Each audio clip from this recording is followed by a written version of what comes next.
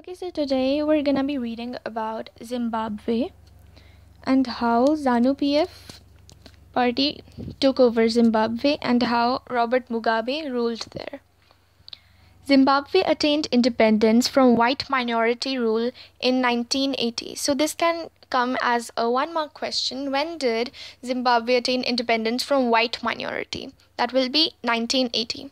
Since then, the country has been under rule Since then, the country has been ruled by ZANU-PF.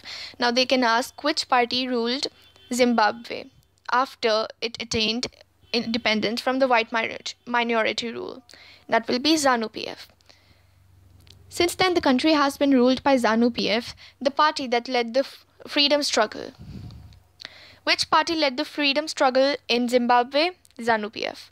Its leader, Robert Mugabe. Who was its leader?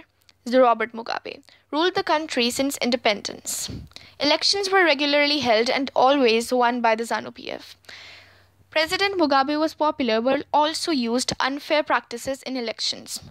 Now, all these lines, the question will be, what kind of unfair practices did Robert Mugabe use?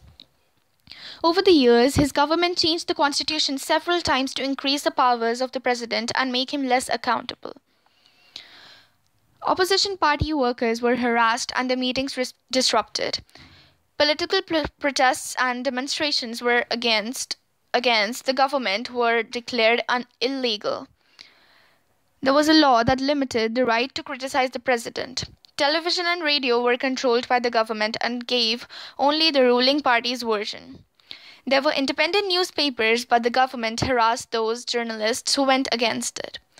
The government ignored some court judgments that went against it and pressurized judges. He was forced out of office in 2017. Now they can just give you this particular line. He was forced out of office in 2017 and ask you, who is he referring to here? So you'll write Robert Mugabe. The example of Zimbabwe shows that popular approval of the rulers is necessary in a democracy, but it is not sufficient. Popular governments can be undemocratic. Popular leaders can be autocratic. If we wish to assess a democracy, it is important to look at the elections, but it is equally important to look before and after the elections. There should be sufficient room for normal political activity, including political opposition, in the period before elections. This requires that the state should respect some basic rights of the citizens.